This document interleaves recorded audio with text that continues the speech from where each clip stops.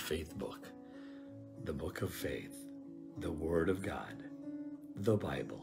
Isang mapagpalang araw po sa ating lahat. Ako po si Joe Bedora Jr. from Hillcrest Family Life Baptist Church. Ako po yung na-assign today para magbigay po ng ating pag-aaralan sa ating FBK Monday. No? Makikita po ang ating pag-aaralan sa Book of Haggai, chapter 1, verses 7 to 15. Tayo po yung manalangin muna bago natin pag-aralan ng Book of Haggai. Maraming banal sa langit, nagpapasalamat po kami sa oras, Lord, na pinagkaloob niyo sa amin.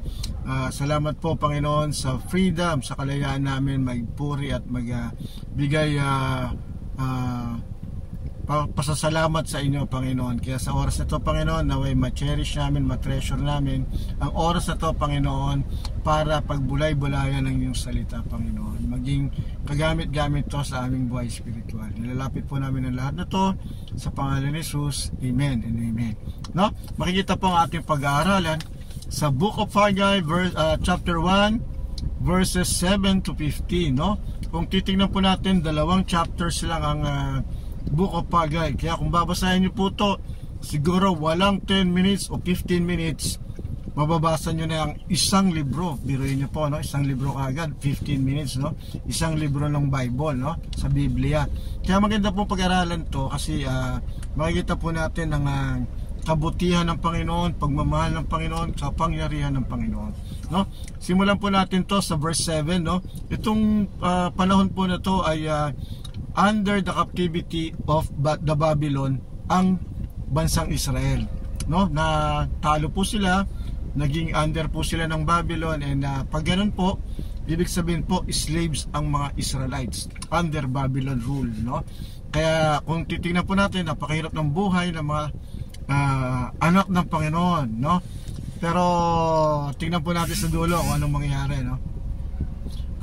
Yun po, no? Under the captivity of the Babylon Empire, ang Israelites, Israel. Pero dumating po ang time, na-capture din, natalo rin po ng Persia ang Babylon. Ang Babylon. Ganda po, no? Natalo ng Persia under King Darius ang Babylon. Kaya nagkaroon po ng isang decree, isang batas ang ginawa ni King Darius. Itong batas na to ay nagpapalaya po sa lahat ng mga na captive o under slavery ng bansa, no?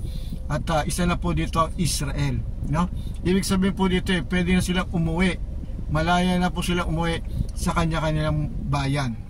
And ito na nga po yung no? Ito na po yung ginamit ng Panginoon para ipabot sa pamamagitan ni Prophet Haggai na sabi, since babalik na kayo sa ating bayan, sa Israel, gawin nyo ang aking simbahan, gawin nyo ang aking templo. Ang sabi ng Panginoon, gamit-gamit si Prophet Haggai, no? Kaya sinabi ni Prophet Haggai ito, at naghanda po sila. Meron din pong study dito na binigyan pa ho ng pera ang mga yun po, na exile para sa umuwi. Meron silang pera para pag uwi nila ng bayan nila, may gagamitin sila, no? Kaya ito po, no, sinabi ni Prophet Haggai na itayo ang ang simbahan ng Panginoon, kasi ito ang utos nga ng Panginoon. Pero kung babasahin po natin from verse 7 to hanggang verse 15, hindi po sinunod ng Israelites, ng Israel, bansang Israel ang utos ng Panginoon. Instead, inuna po nilang ayusin ang kanilang bahay, no? Gamit ang resources na binigay ni King Darius, no? Although kung titingnan po natin, it's a matter of priorities, no? Pero utos po ng Panginoon yun, no? Maraming utos po ang Panginoon sa buhay natin. Alam natin. Pero how many times na dinidisregard natin to, no? O kaya second choice, no? O kaya hindi top ng priorities ko yan, di ba? No, pero dito po pinakita pa rin ng bansang Israel na hindi priority ang Panginoon, no? Pero tingnan po natin kung going back sa verse 6 ng Haggai chapter 1, nakalagay po dito sa verse 6, no? Ye have sown much and bring a little. Ye eat but ye have not enough.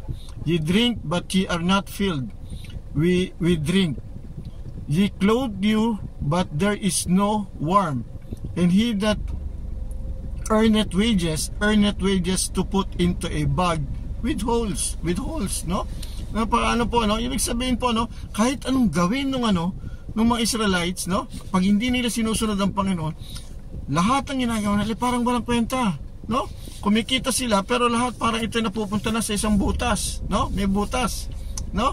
Pag kumakain sila, hindi enough. May damit sila, hindi sila nainitan, no? Ibig sabihin lang po, no? Lahat po ng ginagawa nila apart from the Lord is useless. Yan po, yan. Is useless. Kaya tayo po dito, no, kung titingnan natin ang bansang Israel, sa verse 7 nakalagay dito, sabi ng Panginoon, thus said the Lord of hosts, consider your ways, no? Consider your ways. Ano po ba ibig sabihin ng consider your ways? Isaalang-alang mo yung gagawin mo. Bigyan mo ng halaga ang gagawin mo. Kilalanin mo ang gagawin mo, no? Yun po, no? Ituring mo ang gagawin mo. Pag-isipan mo yung steps na gagawin mo sa buhay mo, no? Ngayon po ba, are we considering our ways, no? Especially sa Panginoon, no? Dito po sinabi ng Panginoon yan after verse 6, no? And verse 7 yung po yung sinabi ng Panginoon, consider thy ways, no? Tingnan po natin sa verse 12, no? Governor Zerubbabel, Joshua, the high priest, and the remnant of the people obeyed the voice of the Lord, no? Sumunod rin naman pala sila, sumunod rin naman po sila, no? Pero yun nga po nauna, hindi po sila, inuna po nila yung sarili nila. Pero dito po, tingnan po natin sa verse 13, no? Lord, speak to Haggai, saying to the people, I am with you, saith the Lord. Kita nyo naman po, no? Sabi ng Panginoon kay Prophet Haggai, sabihin mo sa bansang Israel, I am with you, no? I am with you. Ibig sabihin, hindi pa rin po sila iniwan ng Panginoon.